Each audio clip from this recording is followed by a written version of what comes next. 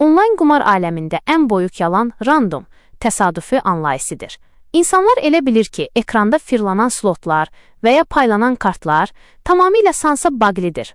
Amma bu sistemlərin arxasında riyazi bir tələ və manipulyasiya durur. Budur qumar saytlarının təsadüf adı altında gizlətdiyi texniki həqiqətlər. 1. RNG, Random Number Generator.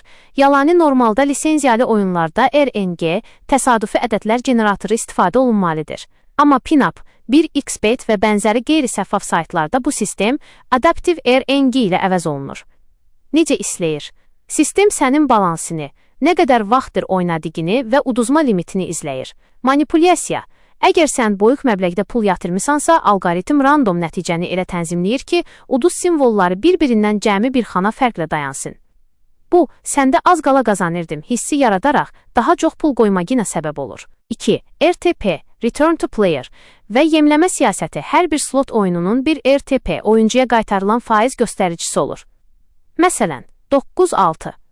İnsanlar elə bilir ki, 1-0-0 manat qoysalar, 9-6 manatını geri alacaqlar. Həqiqət, bu faiz milyonlarla fırlanma əsasında hesablanır. Saytın sahibi bu faizi istədiyi an idarəetmə panelindən admin panel asagi sala bilir. Dinamik dəyişiklik. Sən yeni qeydiyyatdan keçəndə RTP, sənin ucun 9-8 edilir. Səni yemləmək ucun, sən udusun dadını alıb boyuq pullar yatıranda isə bu faiz gizlicə 4-0-5-0-a dusurulur. 3. Canlı diler firildaqları xüsusilə canlı kazino, rulet baccarat bölmələrində təsadüf anlayışı tamamilə yoxdur. Gecikdirilmiş yayım. Sənin gördüyün canlı yayım əslində 1-2 saniyəlik gecikmə ilə gəlir.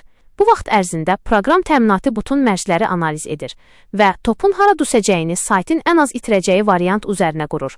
Maqnit və hava axını. Bir çox fiziki rulet çarxlarında gizli hava axını və ya elektromaqnit sistemlər olur ki, bu da topun agir mərclər qoyulan rəqəmlərdən qaçmasını təmin edir. 4. Qeydiyyat və sifrə məlumatlarının təhlükəsi. Sən bu saytlara qeydiyyatdan keçəndə sadəcə pulunu itirmirsən.